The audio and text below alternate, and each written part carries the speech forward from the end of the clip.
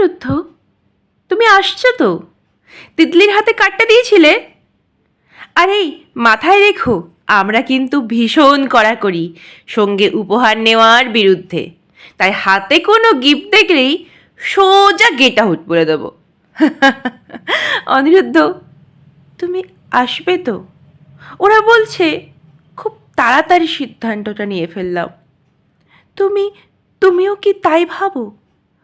আমরা তো অত পরীক্ষা নিরীক্ষা করে, গবেষণা করে, বহুদিন বন্ধুত্ব থেকে প্রেমে গেছিলাম। তারপরেও তো ভেঙে গেল অনিরুদ্ধ।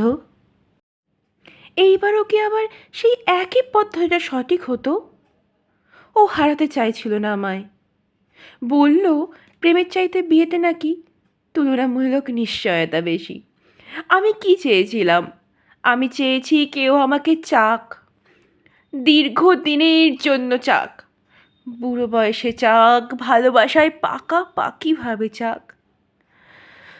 অনিরুদ্ধ, তুমি যখন বিয়ে করলে তখন তোমার পরিচয় কি ছিল?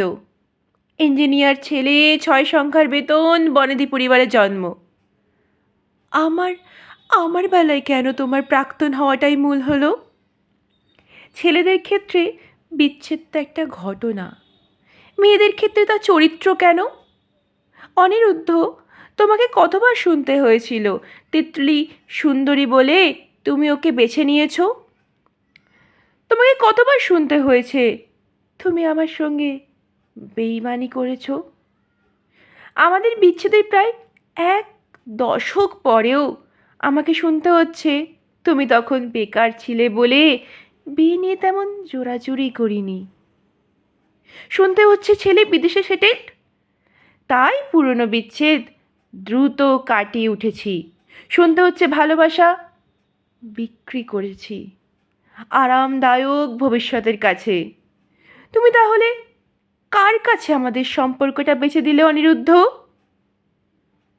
একটা সম্পর্ককে মানুষ দূর থেকে দেখছে, হাসতে দেখেছে, ঝগড়া করতে দেখেছে, কাঁদতে দেখেছে, কেঁদে কেঁদে ভাঙতে দেখেছে, সব কিন্তু দূর থেকেই। তাহলে ওরা এত কাছ থেকে বিশ্লেষণ করে কি করে কে ঠিক কে ভুল?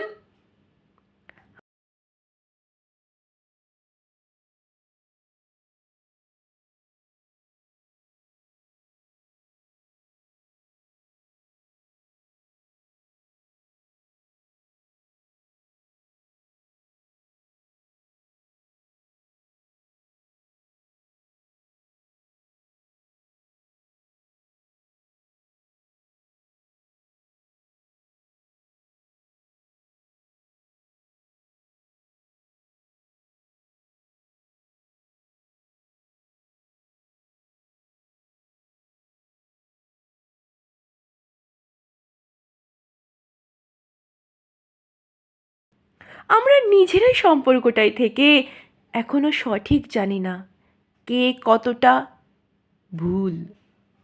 তুমি জানো অনিরুদ্ধ, তুমি জানো আমি কতটা দোষী বা তুমি কতটা নির্দোষ?